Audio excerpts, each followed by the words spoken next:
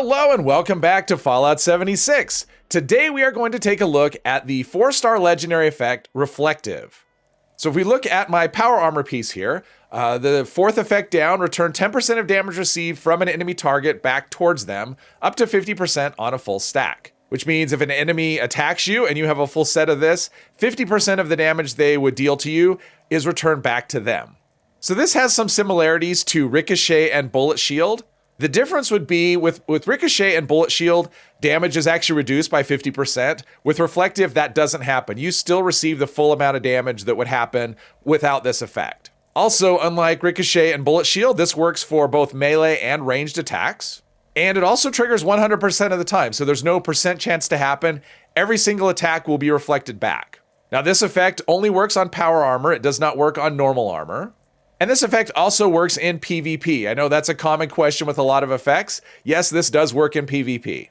So like I said, every piece of armor that I have, all the mods are exactly the same, so I do have a full set of Reflective. So I've gone ahead and removed Ricochet and Bullet Shield, so the only effect we're gonna get is the Reflective effect.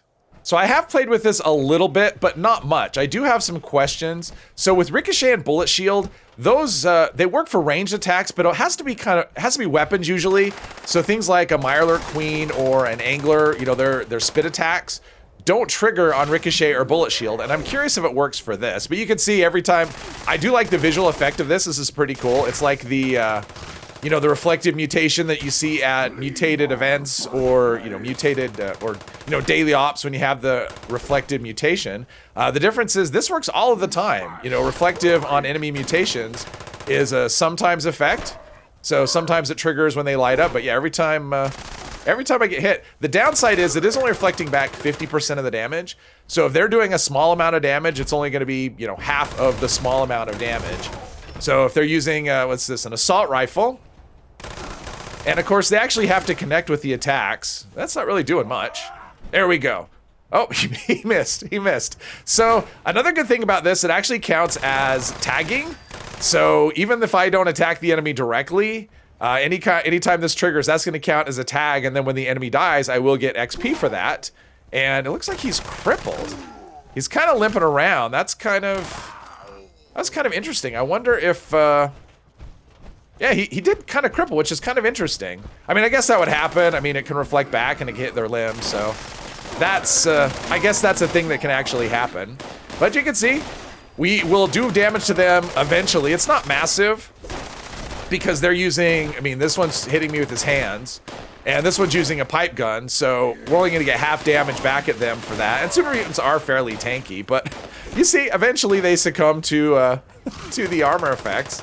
And, yeah, this one's level 100, hitting me with his, oh, he's got a minigun. All right, let's see how this works with a minigun. What does that do to his health? Yeah, you can see his health is just being chewed up.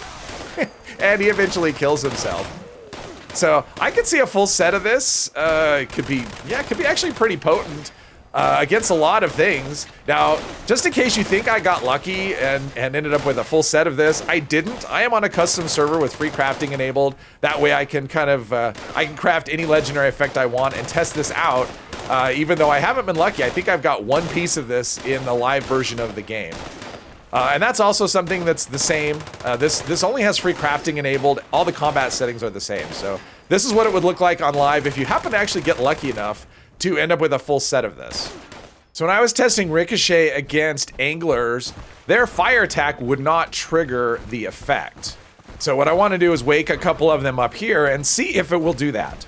All right, here, let's get up high so all they can hit me with is their fire attack. And it looks like, let's see here, look at their health bar. The fire attack is, yeah, it is. Okay, yeah, I can see their health bar dropping.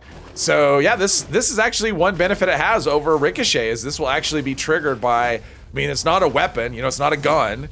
And so yeah, this fireball attack actually triggers against the Anglers. It does do a lot of damage against them, but it does trigger nonetheless. So that's actually pretty cool. So score 1 for Reflective. All right, now we have a Mirelurk Queen, and I just want to test her spit attacks. I'm sure the melee attacks will trigger it, because melee attacks do trigger it, but I want to know if the spit attack actually triggers it. Let's see here. It looks like it does. Let's get to a high place where that's all she can do to me and just see what happens here. So let's see. And she probably has really high poison resistance, which means if it is the same kind of attack reflected back, so if they attack you with poison, it reflects back, you know, half poison damage. And she doesn't seem to be connecting with me a whole lot. Oh, there's a melee attack, which I didn't want. Okay, poison does seem to be triggering it. Oh, there we go. Yes, it does trigger on spit attack. I had to aggro her again. She was starting to walk away. So it does trigger on, but it doesn't look like it does a whole lot of damage to her. But at least it does trigger. So for things like poison or fire, when an enemy has a specific elemental attack, they probably have a high resistance to that. So we are in the Gleaming Depths now, and I just want to test against this first enemy, the Sentry Bot here, and I want to see what this effect will actually do, if anything, to the Sentry Bot. So the armor I'm wearing, it is Troubleshooters, and that's why I'm wearing Troubleshooters. It's also Sentinel. Let's do a little view here. And I don't have Ricochet or Bullet Shield. They're unequipped. And I'm not going to attack. I just want to see if standing here, number one, hopefully I can survive just standing here. And just see what kind of damage it might do to the Sentry Bot itself and to the shield. And hopefully I can survive. God, still cranking through my health, even with full Troubleshooters and Sentinel. You can see, though, it's taking out the shield a little bit. I'll just stand here, man the stim packs. I do have Born Survivor, but sometimes I find it might not be quick enough. Oh, and I do have Hardy, so I do have less explosion damage, and those missile attacks are the reason why. So you can see this is actually doing reasonable damage, considering I'm not doing anything. It's actually taking down the shield somewhat, not super quickly though. It's getting there. It's getting there. It's like a lot of the attacks are missing. So I suspect, which I want to test after this, so I want to see how quickly this takes down the shield. And then after we do this, because it's not going to be enough to do the damage. You can see the damage on the Guardian's health is actually pretty small. But I want to see what this would look like if I was actually running Bullet Shield and Ricochet, because those should trigger separately, which should return a lot more damage. And I should be able to... I want to see how big of an assist this armor would be with that if I was actually attacking. So this will take out the shield eventually on its own, but it looks like it just takes a really long time to do that. So it looks like we are close to finally taking down the shield. I've been standing here for probably 2 or 3 minutes. I didn't check the time immediately. And here's the problem. If I want to take him out now, he stops attacking. So obviously that's not going to trigger reflective at all. So we're going to try this again, and I have equipped Ricochet and Bullet Shield.